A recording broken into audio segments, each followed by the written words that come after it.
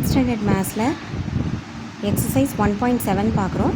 Which of the following is correct அப்படின்னு கேட்டிருக்காங்க. So இதில் வந்து 7 இதில் வந்து ஒரு சப்செட்டாக இருக்குது.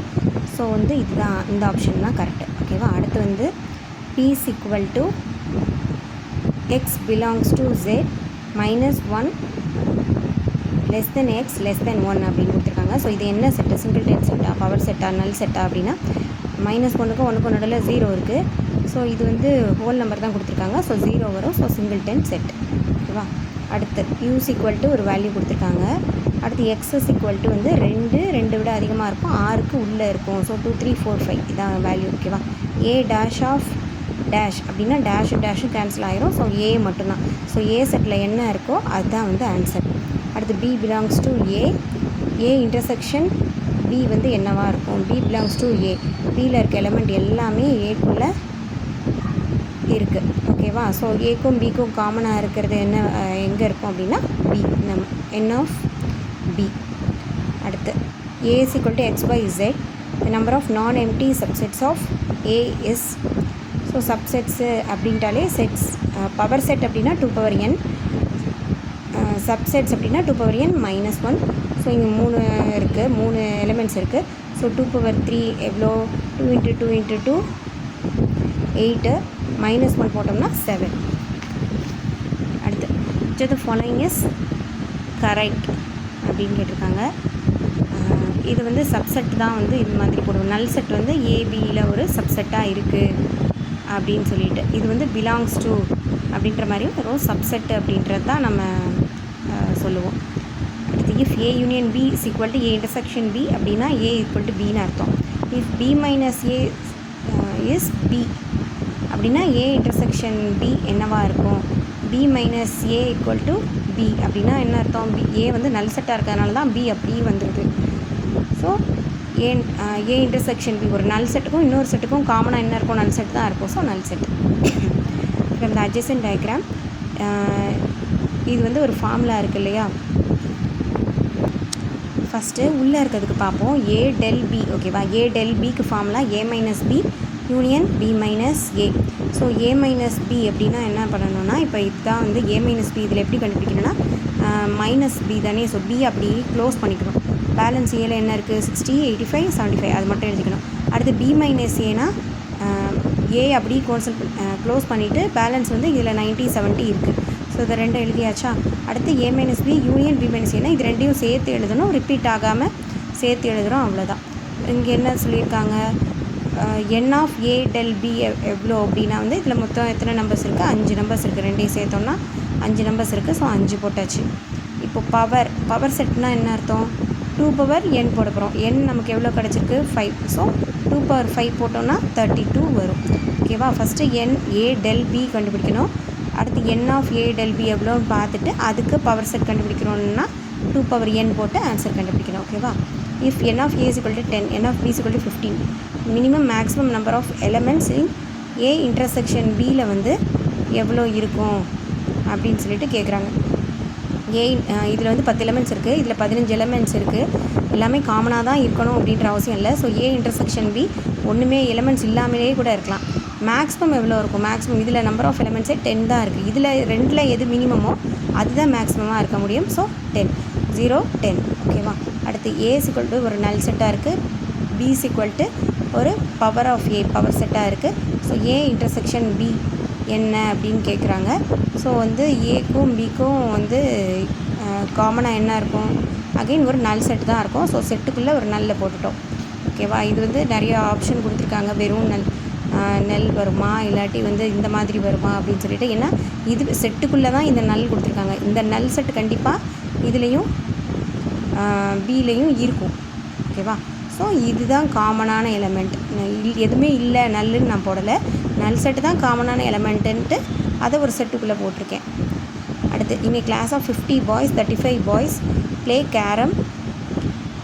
மொத்தம் கிளாஸில் 50 பாய்ஸ் இருக்காங்க. 35 பாய்ஸ் வந்து கேரம் விளாட்றாங்க, 20 பாய்ஸ் செஸ் விளாட்றாங்க. Number of boys play both games. 2 கேமும் காமனாக எத்தனை பேர் விளாட்றாங்கன்னு கேட்குறாங்க. 2 போட்டுக்கோங்க, 2 ரவுண்டு. ஸோ கேரம் மொத்தமாக 50 பாய்ஸு. இதில் வந்து கேரம் வெளியில் 35, செஸ்ஸுக்கு 20, ஸோ காமனாக வந்து யார் எத்தனை பேர் விளாட்றாங்க தெரியாது. So x. So 35 minus X இங்கே போடுவோம், 20 மைனஸ் எக்ஸ் இங்கே போடுவோம். ஸோ இப்போ எல்லாத்தையுமே கூட்டுறப்போ நமக்கு என்ன ஆன்சர் வரும்னா அந்த 50 பாய்ஸ் வருவாங்க. ஸோ எல்லாத்தையுமே வந்து கூட்டி நம்ம எக்ஸோட வேல்யூ நம்ம கண்டுபிடிச்சோம்னா காமனான எக்ஸ் வேல்யூ நமக்கு கிடச்சிரும். அடுத்து யூஸ் ஈக்குவல் டு ஒரு வேல்யூ கொடுத்துருக்காங்க, நேச்சுரல் நம்பர்ஸ்ன்னு இருக்காங்க. எக்ஸு வந்து 10க்கு கீழே இருக்குது. ஸோ அப்படின்னா நேச்சுரல் நம்பர்ஸ்னால் 1லேருந்து 9 வரைக்கும் இருக்குது. இப்போ ஏ வந்து 1 2 3 5 8 கொடுத்துருக்காங்க. பி ஒரு வேல்யூ கொடுத்துருக்காங்க. N of A union B whole dash என்ன அப்படின்னு கேட்டிருக்காங்க. ஃபஸ்ட்டு ஏ யூனியன் பி கண்டுபிடிச்சிக்கலாம். ஏ யூனியன் பினா இது ரெண்டையும் சேர்த்து எழுதணும், ரிப்பீட் ஆகாமல் சேர்த்து எழுதுகிறோம். A union B whole dash அப்படின்னா இப்போ யூவோட வேல்யூஸ்லாம் நமக்கு தெரியும். ஸோ இப்போ நம்ம கண்டுபிடிச்ச எல்லாத்துலேயுமே இதில் ஸ்ட்ரைக் அவுட் பண்ணிவிட்டு பேலன்ஸ் என்ன இருக்கோ அதை மட்டும்தான் நம்ம எழுதணும். ஏன்னா ஹோல் டேஷ்னால் காம்ப்ளிமெண்ட்ரி. கரெக்டாக இது எல்லாத்தையுமே வந்து எது வந்திருக்கோ அதெல்லாம் அடிச்சு விட்டுட்டு பேலன்ஸ் எது எழுதுகிறோன்னா 4 மட்டும்தான் வருது. So n of A union B whole dash அப்படின்னா நம்பர் எத்தனை இருக்குது? ஒரே ஒரு எலமெண்ட் தான். So answer is 1. அடுத்து என்ன 3 செட்டாக இருந்தாலும் P minus Q intersection R என்னவா வரும் அப்படின்னா P minus Q union P minus R. இது வந்து ஃபார்முலா. இதில் எது வந்து ட்ரூ அப்படின்னு கேட்டிருக்காங்க. இது வந்து ஃபார்முலா, இது நமக்கு தெரியும். அடுத்து n of A union B union சின்றது 100. என் ஆஃப் ஏ ஒரு வேல்யூ கொடுத்துருக்காங்க, எல்லாத்தோட வேல்யூவும் கொடுத்துருக்காங்க. ஸோ நம்ம ஃபார்முலாவை யூஸ் பண்ணி என் of A union B union C is equal to n of A plus n of B plus n of C minus n of A intersection B minus n of A B intersection C minus n of A intersection C plus n of A intersection B intersection C இப்படின்னு போட்டு நம்ம x value வந்து கண்டுபிடிச்சி எழுதிடலாம்.